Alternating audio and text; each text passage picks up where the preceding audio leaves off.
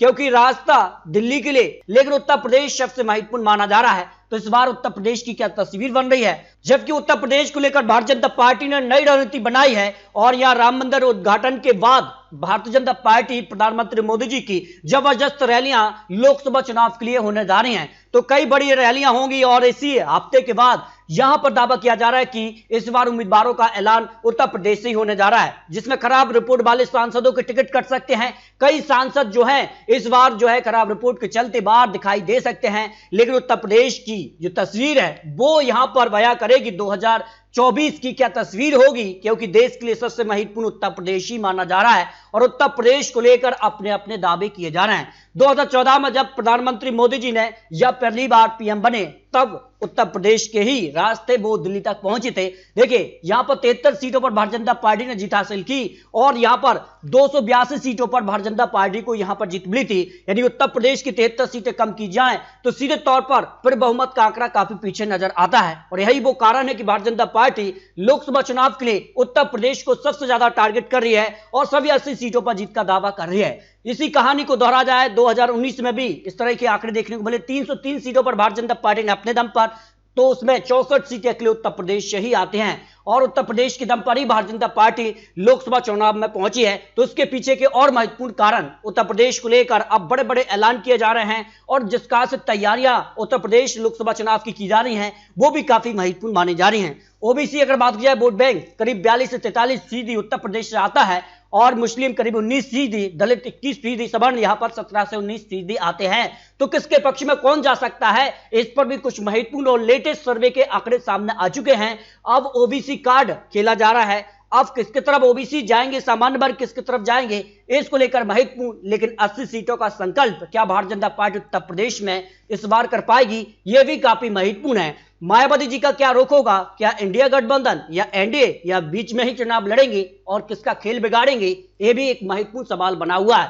तो इस बार अमेठी में राहुल वर्सेस स्मृति ईरानी एक बार फिर से आमने सामने होंगे, तो कौन जीतेगा, इसको लेकर कुछ नए और महत्वपूर्ण आंकड़े 2024 में मोदी या महागठबंधन, इसको लेकर उत्तर प्रदेश महत्वपूर्ण यहां पर राज्य माना जा रहा है, क्योंकि इस बार काफी कुछ आंकड़े बन रहे हैं। जिसका से 2019 का पैटर्न बना था, Jat vote bank Bharatiya Janata party से जुड़े थे 51%, समाजवादी पार्टी बीएसपी जो महागठबंधन बना था उसके पास 7%, ज्यादा वोट करीब 23% बीजेपी के साथ, तो 60% महागठबंधन के साथ जुड़े थे। कुर्मी वोट करीब 80% बीजेपी के साथ, तो 14% यहां महागठबंधन के साथ जुड़ा था। अन्य ओबीसी की बात की जाए तो 72% भारतीय जनता पार्टी के साथ और 18% महागठबंधन के साथ जुड़ा था। तो इस बार इंडिया गठबंधन बना है, इसका कितना फर्क पड़ेगा, क्योंकि 2019 में 49 सीटें और 2024 में कितनी सीटें, क्योंकि नया गठबंधन के साथ काफी कुछ अब बदलाव भी देखने को मिले हैं। तो 2019 के बाद भारतीय जनता पार्टी 303 सीटों का जो आंकड़ा था वो उसको दोहरा पाएगी, या फिर जो गठबंधन टूटे हैं, बिहार में टूटा है,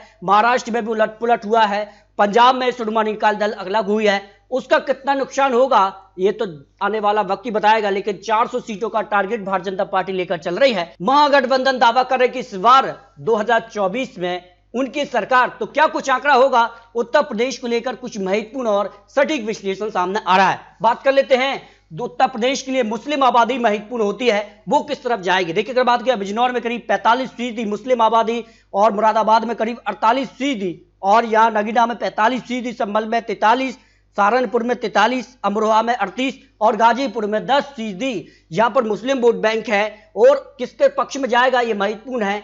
जबकि बात की जाए 2019 में जो है मुस्लिम वोट की जो पसंद थी उसमें बीजेपी को करीब 9% वोट शेयर रहा था, समाजवादी पार्टी को 68%, बीएसपी को 17%, यानी कि पक्ष में 6% वोट शेयर रहा था। लेकिन एक और बड़ी सवाल बना हुआ है पश्चिमी यूपी का जातीय गणित। लेकिन दावा किया गया था इससे पहले कि पश्चिमी यूपी को अलग राज्य का दर्जा दिया जाए। इसके पीछे के क्या महत्वपूर्ण सवाल थे और इसके पीछे को तथ्य भी सामने आए थे, क्योंकि मुस्लिम आबादी करीब यहाँ 27% है, दलित करीब 25%, जाट वोट बैंक करीब 17%, राजपूत 8%, ओबीसी यहाँ 16% आते हैं।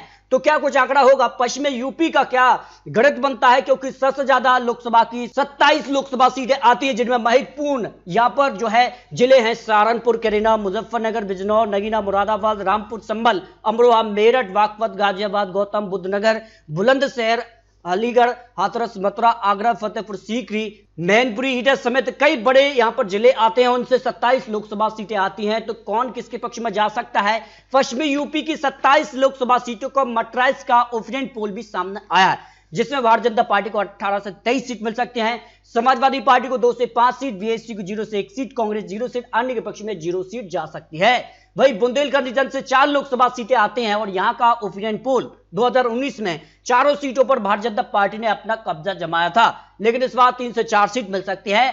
यहां पर गठबंधन के लिए यहां पर 0 से 1 सीट की संभावना दिखाई दे रही है। अवध रीजन से 23 लोकसभा सीटें आती हैं और अवध रीजन को लेकर जो मटराइज का आंकड़ा है उस हिसाब से भारतीय जनता पार्टी को करीब 18 से 23 सीटें मिल सकती हैं। समाजवादी पार्टी, बीएसपी, कांग्रेस गठबंधन की अगर बात की जाए तो यहां पर करीब 2 से 3 सीटें ही तक पहुंच रहा है और अन्य के पक्ष में 0 सीट जा सकती है। निश्चित तौर पर अगर बात की जाए तो राम मंदिर निर्माण के बाद अब प्राण प्रतिष्ठा का कार्यक्रम भी हो रहा है, उसका सीधे तौर पर अवध रीजन पर भारतीय जनता पार्टी को फायदा मिल सकता है, जो आंकड़े निकल के सामने आ रहे हैं। जबकि अगर बात की जाए यह पूर्वांचल रीजन से 26 लोकसभा सीटें आती हैं और यहां का ओपिनियन पोल किसके पक्ष में आंकड़े जा सकते हैं?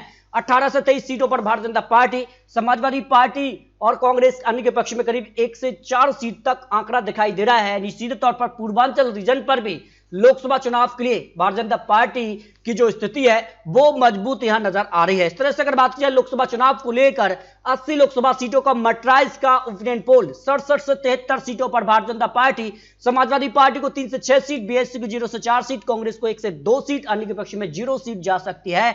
यानी सीधे तौर पर भारतीय जनता पार्टी 2019 के मुकाबले उत्तर प्रदेश में ज्यादा सीटें हासिल कर रही है। इसके अलावा इंडिया टीवी सीएनएक्स सर्वे के भी आंकड़े सामने आ रहे हैं। इसमें उत्तर प्रदेश की 80 लोकसभा सीटों के लिए भारतीय जनता पार्टी को 70 लोकसभा सीटें मिल सकती हैं, समाजवादी पार्टी को 4, कांग्रेस को 2, अपना दल को 2 सीटें अन्य के पक्ष में जा रही हैं। यानी सीधे तौर पर यहां पर भी उत्तर प्रदेश में भारतीय जनता पार्टी एक बड़ी पार्टी बन रही है।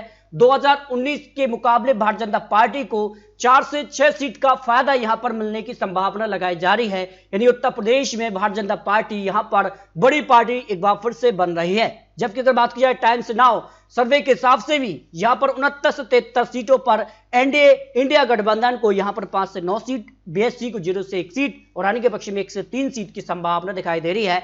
यदि एवरेज आंकड़े की बात की जाए तो 70 सीटों के पार भारतीय जनता पार्टी उत्तर प्रदेश में जा रही है, क्योंकि जिस तरह से लोकसभा चुनाव से पहले विधानसभा चुनाव में भी उत्तर प्रदेश में भारतीय जनता पार्टी ने ऐतिहासिक जीत हासिल की थी 2022 में, तो उसका भी फायदा यह भारतीय जनता पार्टी को अब उत्तर प्रदेश में मिलता नजर आ रहा है। फिर भी आपको बता दें ये तो चुनावी आंकड़े, चुनावी अनुमान है, अभी भी काफी कुछ तय होने जा रहा है कि लोकसभा चुनाव को लेकर सीट शेयरिंग क्या होगा एनडीए और इंडिया गठबंधन के लिए, यह काफी महत्वपूर्ण होता है। तो उत्तर प्रदेश को लेकर आपको क्या लगता है, आप रख सकते हैं उत्तर प्रदेश में भारतीय जनता पार्टी का संकल्प 80 सीट है क्या पूर्ण होगा, या फिर अखिलेश यादव और कांग्रेस मिलकर यहां पर कुछ नया खेल करेगी?